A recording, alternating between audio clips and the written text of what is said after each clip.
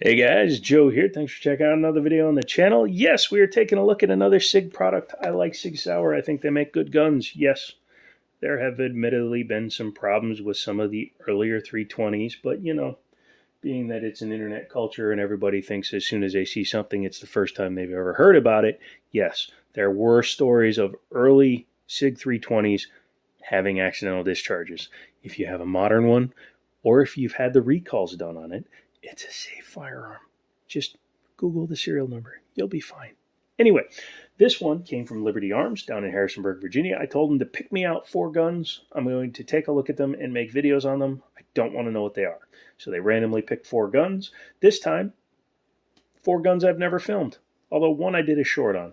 So I'm very happy with that. Check out Liberty Arms, Harrisonburg, Virginia. Google them. I can't link them, but Google them. Tell them I sent you and tell them you're looking for a good deal and they will hook you up. What we have in this rather large 6-hour case is not a 365, although I do have a gripe about that. Why do they put the 365 optics cut in a case that's just big enough for the gun?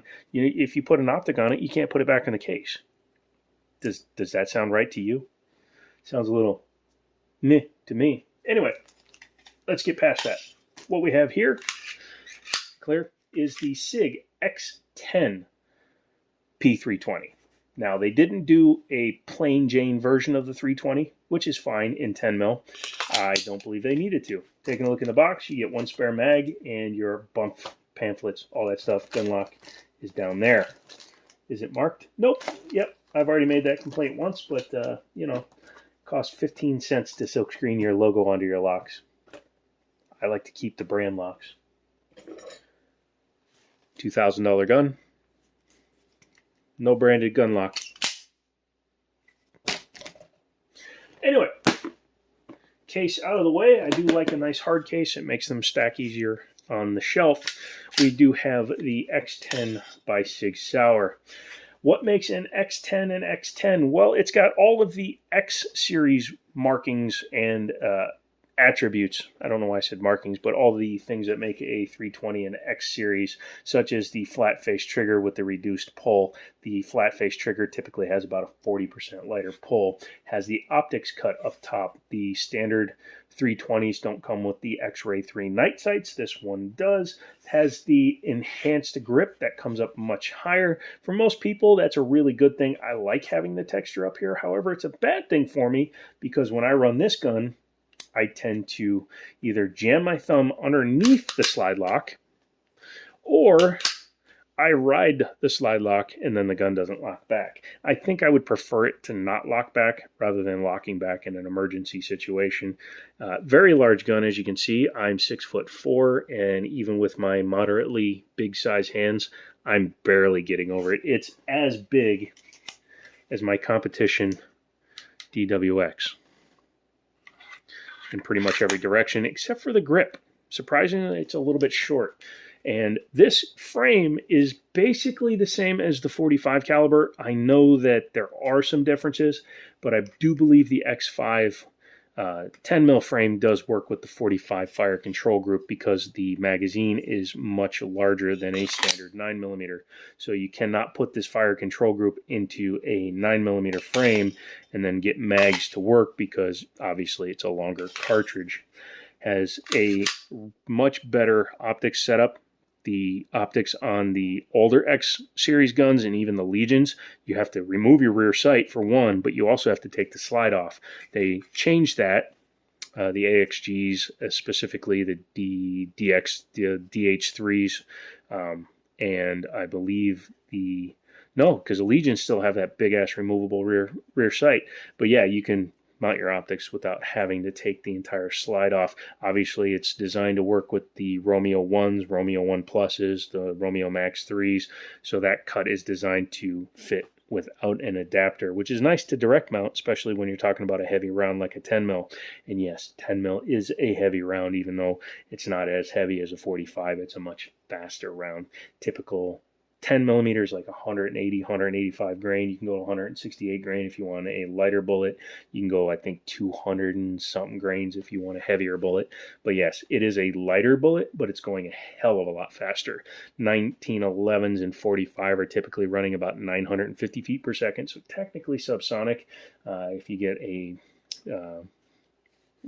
like an 850 foot per second round, that'd be subsonic, but these are going anywhere from 1250 to 1400 feet per second, so much faster round. That's why 10 mil is actually legal to hunt bear with, and 45, I'm not sure if it is in Alaska. Somebody fact check me if I'm wrong, but I believe 10 mil is the minimum you need to hunt bear with a handgun. This has the ambidextrous slide lock slide release. However, the takedown lever, however you say it, is only strong-sided, but that's fine. How often do you need to ambidextrously take apart your gun? The mag release is reversible, making it a pretty ambidextrous gun, and it does have a standard 1913 pick rail. Older guns, 226s and stuff, unless you had the Mark 25, were actually a proprietary rail. The 320 did away with that military sidearm. They wanted as much compatibility with parts, lights, lasers, bazookas, all that stuff. So they went to a standard 1913 pick rail. Big old trigger guard, so if you're wearing a glove, you can get your hand in there pretty easily. I do like that. Sorry, I was taking guns apart, so I do have some crap on my fingers, but you know what? We're all dudes here, even you chicks. That wasn't sexist. I'm Asian. Don't pick on me. Anyways, yeah, feels really good in the hand. Has a bit of an undercut here, which again, the grip length is just odd for what this size gun is. I think it's because the overall length is so long this way that this feels short. However, when you do line it up with like my DWX, which is based on the Shadow 2, you can see that when the trigger guards are there, my DWX is about a ½ inch longer. So it's actually slightly uncomfortable for me in this grip. The sights are really easy to pick up. I've had a bunch of Sig Sauer P320s with the X-ray night sights. I've also had some bad ones. I had a Sig 220 where the elevation was off because I think they put the wrong height sights in it, or one, either the front or rear was the wrong height. Can't really figure out which one it was, and it really annoyed the hell out of me, so I sold that gun. The X trigger is a flat face that breaks at 90 degrees, which is a change from the standard curved trigger, so it does take a little bit of getting used to. Like all 320s, I'm not a shill for any particular manufacturer. Buy this one, it's awesome, even though I've never used it. No, I'm not a shill for anybody. I'll say that the 320 trigger, while short and crisp, is also spongy. And it sounds spongy. Listen to this. It's muted.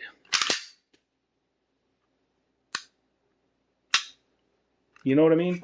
So, like my DWX, right? Nice, solid. Even this Smith & Wesson M&P EZ. It's a hammer-fired gun, but it doesn't sound muted. Whereas the 320s all sound that way. Even my X5 Legion, which was an amazing shooting gun, Ryan, you know that because you bought it from me, is a muted sound. Why? I don't know. But it works. It feels good. Single action only. So, you know, no double strike, no hammer to cock it with. So if you get a fail, you tap, rack, and pull. The trigger pull is pretty decent. It's about 4.5 pounds, probably creeping in at 5. The reset is pretty decent and short, back at it to 90 degrees, and then right into the next shot. Easily controllable. Full mag at 10 millimeter. It's definitely going to balance it out a bunch better, but you can see it's very heavy in the nose. And yeah, I dropped it on the couch. Are you really going to scream at me? Go watch PewView. See what he does to guns. I'm very polite. So what do you say we take her apart? This is a Sig 320, so it's very easy to disassemble these guys. First thing you do is make sure that it is empty. Next thing you do is bring it all the way back, lock it into position, take your takedown lever, put it into the full 90 degree. If you go past that, sometimes it doesn't work, and then you can take it apart. You don't need to pull the trigger on it. Is it a big deal? Not really, because if you check it and clear it before you do that. Then you don't have the those dudes in the back of the car where you got to clean that hoe, and then he pops himself in the knee. Yeah, don't be that guy. Captive guide rod. I believe you can swap these out for competition style ones that aren't captive, but don't bother changing it. Still has some of its assembly lube on it because this is a brand new gun. As you can see, it's a very, very thick and heavy barrel. It shares the same dimension on the outside as the 45, but again, it's a smaller, thinner round going a lot faster. Milling inside of here is really nice. One of the biggest differences, again, if you look at older style X5 guns, especially the 9mm, you'll see that they're massively cut up in here in order to get the screws out. And in order to do that, you have to take your extractor out, or at least a plunger for it, which can lead to your extractor disappearing, which happened to me once. And yeah, it's not a fun situation. So Sig realized that there's plenty of derps like me out there, so they corrected their issue. Yeah, pretty nice there. I'm just going to reassemble it here before I forget how to do it. Some 320s, some of the models, like the X5 Legion, has a concentric guide rod, so you have to pay attention. This one is fully round, so just getting it kind of lined up is all you need. The chassis system of a 320 makes it very, I was going to say unique, but there are plenty of guns that do it now, but it made it ahead of some of the other guns, which is part of the reason why it won the contract for the U.S. sidearm. Price was another consideration, and manufacturing ability. The Beretta, if it had won, they came out with the M9A4 later.